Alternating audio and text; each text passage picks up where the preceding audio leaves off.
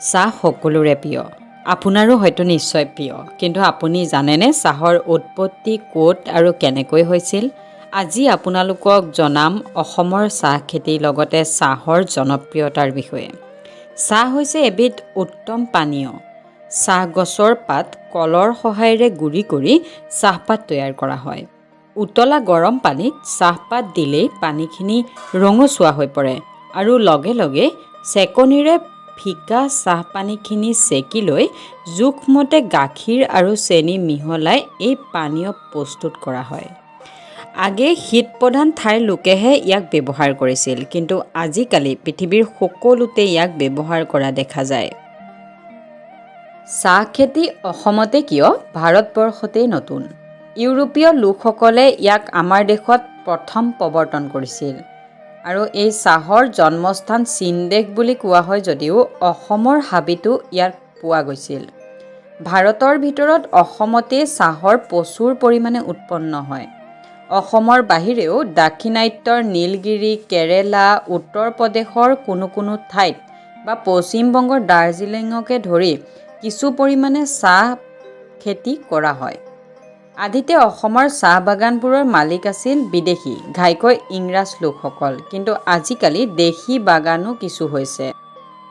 চাহৰ প্ৰধান কাৰ্যালয় আছিল কলিকতাত।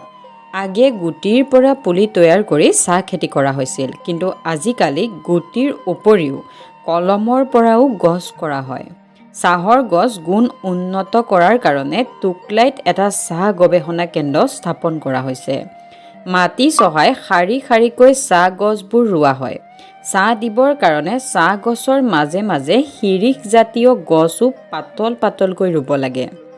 চাহ গছবোৰ কিছু ডাঙৰ হ'লে তাৰ কোমল পাতবোৰ তুলি অনা হয়। একোজোপা চাহ গছৰ পৰা বছৰি ৪-৫ বাৰ মানহে চাহপাত তুলিব পাৰি। চাহপাত তোলাৰ পিছত গছৰ গুৰিত প্ৰচুৰ সাৰ পানীৰ আৱশ্যক হয়। এটি কলি দুটি পাত, অৰ্থাৎ দুটি পাতেৰে সৈতে ছিঙি অনা আগটোৰ চাহ সোৱাদ আৰু গুণত্ব উত্তম হয়। পাতবোৰ ছিঙি আনি নিৰ্দিষ্ট ঠাইত বিজুলী পাংখাৰে বাঁ দি লেৰেলিবলৈ দিয়া হয়। তাৰ পাছত কলঘৰলৈ নি কলৰ সহায়েৰে পাতবোৰ গুৰি কৰি শুকাই যাবৰ বাবে উপযোগী কৰি লোৱা হয় আৰু তাৰ পাছতেই বজাৰত উলিয়াই দিয়া হয় আৰু গুণাগুণ অনুসাৰে চাহৰ দামৰো তাৰতম্য হয়। একোখন চাহ বাগিচাত একোখন গাঁৱৰ দৰেই। ইয়াত মেনেজাৰ, আন কৰ্মচাৰীৰ লগতে ঘৰ দুৱাৰৰ বাহিৰেও যিসকলে তাত কাম কৰে তেওঁলোকৰ বাবে নিৰ্দিষ্ট বস্তি আছে আৰু তেওঁলোকৰ ল'ৰা-ছোৱালীয়ে পঢ়িবৰ বাবে পঢ়াশালী, চিকিৎসালয় আদিৰো ব্যৱস্থা কৰা হয়।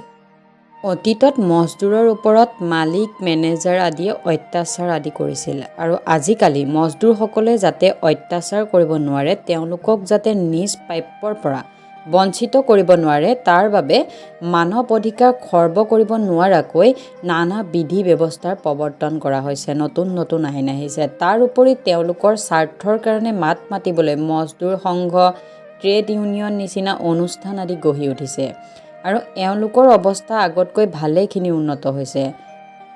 চাহ বাগিচা আৰু এটা পৰোক্ষ সুফল আছে। বাগিচাৰ মজদুৰসকলে যেনেকৈ অসমীয়া ভাষা সংস্কৃতি গ্ৰহণ কৰিছে, আনহাতে আকৌ এওঁলোকৰ নিজস্ব সংস্কৃতি, শব্দ সম্ভাৰেৰে আমাৰ সংস্কৃতি আৰু ভাষাকো চহকী কৰিছে। চাহ বাগিচাৰ পটভূমিত চাহ বনোৱা কৰ্মচাৰীৰ জীৱনক লৈ এক শ্ৰেণীৰ শোকপাঠ্য সাহিত্যও সৃষ্টি কৰিছে।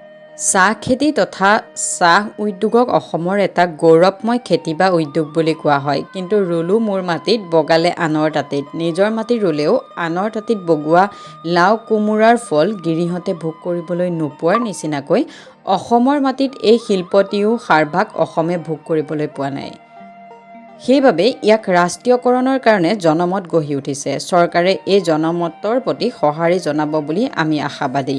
বহুত বিশেষ নকওঁ, আজি আপোনালোকক ক'বলৈ চেষ্টা কৰিলোঁ চাহ খেতিৰ আৰম্ভণি আৰু চাহ খেতিৰ বিষয়ে মই কেনেকৈ দিব পাৰিছোঁ নাজানো, কিন্তু আপোনালোকে যদি ভাল পাইছে, চাহ খেতিৰ ওপৰত যদি নজনা কথা জানিব পাৰিছে, অনুগ্ৰহ কৰি এই চেনেলটো ছাবস্ক্ৰাইব কৰি লাইক কমেণ্ট কৰিব। আপোনালোকৰ এটা মন্তব্যই মোক নতুন নতুন কিতাপৰ বিষয়ে হওক বা নজনা কিছুমান কথা জানিবলৈ ময়ো চেষ্টা কৰোঁ আৰু আপোনালোককো জনাবলৈ চেষ্টা কৰোঁ। যদি ভাল লাগে অনুগ্ৰহ কৰি এটা কমেণ্ট কৰি জনাব যে কেনেকুৱা পালে, তেতিয়া নতুন নতুন ভিডিঅ' দিবলৈ মই চেষ্টা কৰিম।